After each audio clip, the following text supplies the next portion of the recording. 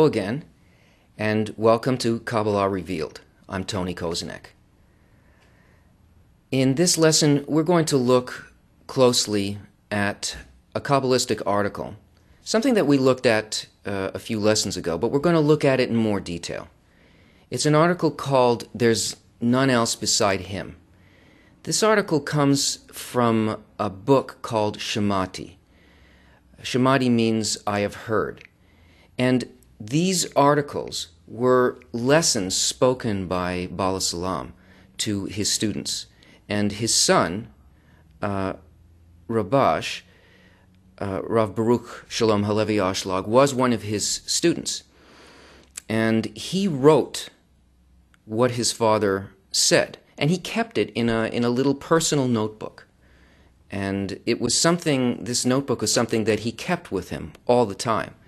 He had a few books that he constantly referred to, and this, the directions, the instructions, and the words of his father, he kept close to him.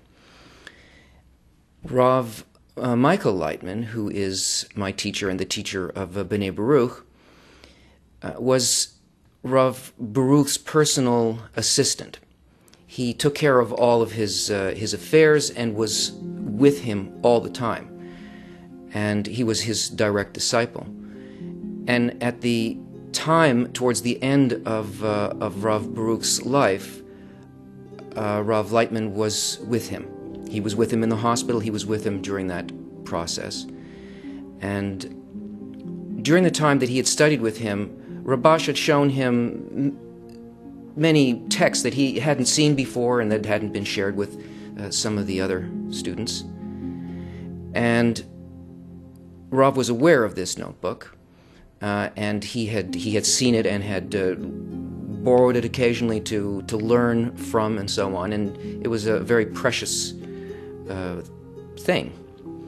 And when Rabash was on his deathbed, he gave this book to Rav Lightman. And Michael Lightman published the book. And it contains beautiful articles describing the inner work of a person. A lot of the work in Kabbalah is technical work.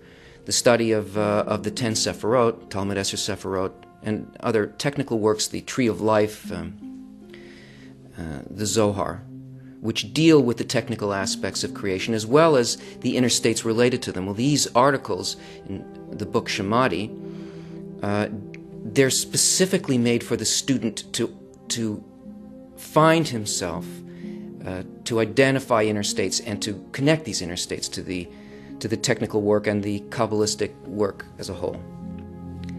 And they contain thought from the highest level of reality. This particular article, "There's None Else Beside Him," it encapsulates the entire methodology of Kabbalah.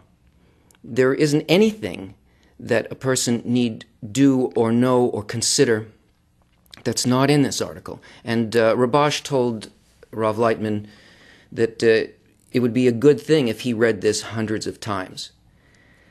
We'll read it once today, perhaps, if we can get through it. And as we do, again, we're doing this only to attract upper light, and all that you need do as we go through this is to try to connect with the thought and the feeling of the author. There's none else beside him. It is written that there is none else beside him, meaning that there is no other power in the world with the ability to do anything against him. And what man sees, namely that there are things in the world which deny the household of above, is because he wills it so. In other words, there's one power, there is one active force, there is one actor in reality. And there is no other authority, there is no other author to anything that occurs in reality. But the fact that we see that the world is built in such a way that there seems to be an opposing force, well, this is done on purpose. And it's for our benefit. And it needs to be harnessed. It needs to be understood. And it needs to be included in our perception. And it is deemed a correction called the left rejects and the right adducts, meaning that which the left rejects is considered correction.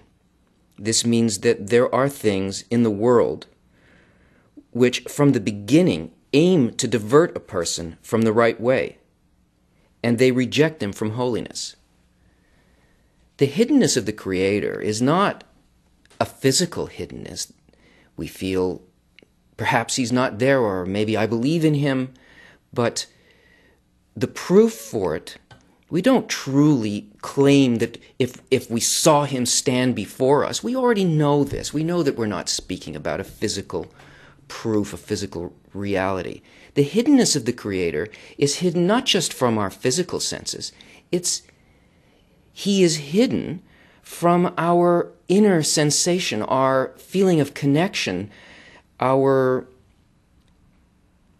faith, our direct sensation in our thoughts. He is hidden from us by our doubts.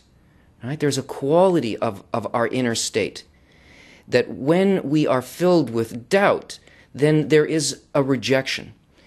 That is, there's a hiddenness. We feel that it can't be so and that there is perhaps some other force.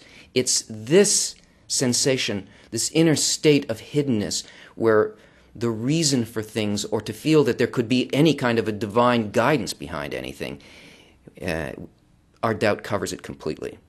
This is the hidden